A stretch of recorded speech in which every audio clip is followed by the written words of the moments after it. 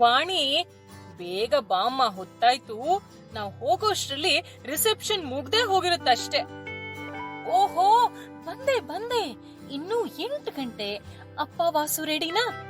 ಸರಿ ಸರಿ, ಬನ್ನಿ ಹೊರಡೋಣ. ಮನೆಯವರೆಲ್ಲ ಅವರ ಕುಟುಂಬದ ಸ್ನೇಹಿತರ ಮದುವೆ ರಿಸೆಪ್ಷನ್ಗೆ ಬಂದ್ರು. ವಧೂವರರಿಗೆ ಶುಭ ಹಾರೈಸಿ ಊಟಕ್ಕೆ ಕುಳಿತರು. ಎಷ್ಟು ಐಟಮ್ಸ್ ಇದೆ ನೋಡು. ನಂಗೆ ಸ್ವೀಟ್ಸ್ ಯಾವುದು ಬೇಡಪ್ಪ, ಚಾಟ್ಸ್ ತಿಂತೀನಿ. ವಾಸು, ನಿನ್ಗಿಷ್ಟವಾದ ಜಾಮೂನ್ ಇದೆ ನೋಡಲಿ. ಅಮ್ಮ, ನಿನ್ಗೇನ್ ಬೇಕು? ಪ್ಲೇಟ್ ಹಾಕಿಸ್ಕೊಂಡ್ ಬರ್ಲಾ? ಐಸ್ ಕ್ರೀಮ್ ಇಷ್ಟ ಅಲ್ವಾ ನಿನ್ಗೆ? ಆಯ್ತು ಕಣೋ, ತಂದ್ಕೊಡು. ಅಪ್ಪ ನೋಡು, ಬಫೆಯಲ್ಲಿ ಬೋಂಡ ಇದೆಯಾ ಅಂತ ಹುಡುಕ್ತಾ ಇದ್ದಾರೆ. ಅಮ್ಮ, ಇಷ್ಟು ವೆರೈಟಿ ಇಲ್ದೆ ಬರೀ ಸ್ವೀಟೋ ಅಥವಾ ಖಾರನೇ ಇದ್ದಿದ್ರೆ ಒಂದೇ ರುಚಿ ಆಗಿರ್ತಿತ್ತು. ಎಷ್ಟು ಬೋರ್ ಆಗಿರ್ತಿತ್ತು ಅಲ್ವಾ ಆಗ? ಹೌದು ಮತ್ತೆ. ಉಪ್ಪು, ಹುಳಿ, ಸಿಹಿ, ಖಾರ ಎಲ್ಲ ಹದವಾಗಿ ಬೆರೆತಾಗ ಮಾತ್ರ ಅಲ್ವೇನಮ್ಮ ಅಡುಗೆಯ ಸ್ವಾದ ಹೆಚ್ಚೋದು.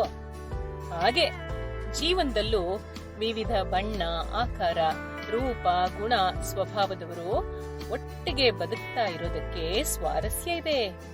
ಇಲ್ಲದೆ ಹೋಗಿದ್ದಿದ್ರೆ ಎಲ್ಲ ಸಪ್ಪೆ ಅನಿಸ್ತಿತ್ತು ಅಲ್ವಾ? ವಾಣಿ, ಈ ವಿಷಯಕ್ಕೆ ಡಿವಿಜಿ ಅವರ ಒಂದು ಕಗ್ಗ ನೆನಪಾಯ್ತು ನೋಡು ನಂಗೆ. ಕಗ್ಗ: ಉಪ್ಪಿಟ್ಟು ಹುಳಿ ಇಷ್ಟು, ಖಾರ ಸಿಹಿ ಎಷ್ಟಿಟ್ಟು, ಉಪ್ಪಿರ್ದೊಡದು ಭೋಜ್ಯವಂತು ಜೀವಿತಮಂ, ತಪ್ಪು ಸರಿ ಬೆಪ್ಪು ಜಾಣಂದ ಕುಂದುಗಳ ಬಗೆ 20, ಸೇರಿ ರುಚಿ ಮಂಕುತಿಮ್ಮ. ಪದಗಳ ಅರ್ಥ: ಉಪ್ಪಿಷ್ಟು, ಉಪ್ಪು ಇಷ್ಟು. ಸಿಹಿ ಎಷ್ಟಿಟ್ಟು, ಸಿಹಿ ಅಷ್ಟಿಟ್ಟು. ಒಪ್ಪಿರ್ದೊಡದು, ಒಪ್ಪಿದೊಡೆ ಅದು. ಭೋಜ್ಯವಂತು, ಭೋಜ್ಯ ಅಂತು. ಜಾಣಂದ ಕುಂದುಗಳ, ಜಾಣ ಅಂದ ಕುಂದುಗಳ. ವಾಚ್ಯಾರ್ಥ: ಉಪ್ಪು, ಹುಳಿ, ಖಾರ, ಸಿಹಿ ಇಷ್ಟಿಷ್ಟು ಸರಿಯಾಗಿ ಒಪ್ಪಿಗೆಯಾದರೆ ಅದು ಊಟ ಮಾಡಲು ಅರ್ಹವಾದದ್ದು. ಹಾಗೆಯೇ ಬದುಕು ಕೂಡ. ತಪ್ಪು, ಸರಿ, ಮೂರ್ಖತನ, ಜಾಣತನ, ಸೊಗಸು, ಕೊರತೆಗಳಂತಹ 20 ಬಗೆಗಳು ಸೇರಿದಾಗ ಬದುಕಿಗೊಂದು ರುಚಿ.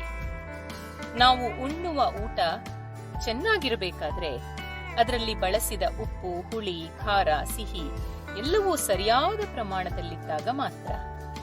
ನಮಗೆ ಸಿಹಿ ಇಷ್ಟ ಎಂದು ಬರೀ ಸಕ್ಕರೆ ಅಥವಾ ಬೆಲ್ಲವನ್ನು ತಿನ್ನಲಾದೀತೆ.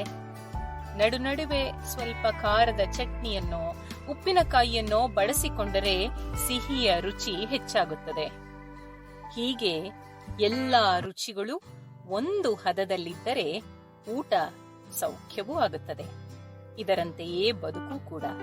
ಅದರಲ್ಲೂ ಅನೇಕ ಗುಣಗಳು ಸೇರ್ಪಡೆಯಾಗಿ ಬದುಕಿಗೊಂದು ಸೊಗಸನ್ನು ಕೊಡುತ್ತವೆ. ಬದುಕಿನಲ್ಲಿ ಎಲ್ಲವೂ ಸರಿಯಾಗಿಯೇ ಇರುವುದು ಸಾಧ್ಯವಿಲ್ಲ. ತಪ್ಪುಗಳು ಆಗಿಯೇ ತೀರುತ್ತವೆ.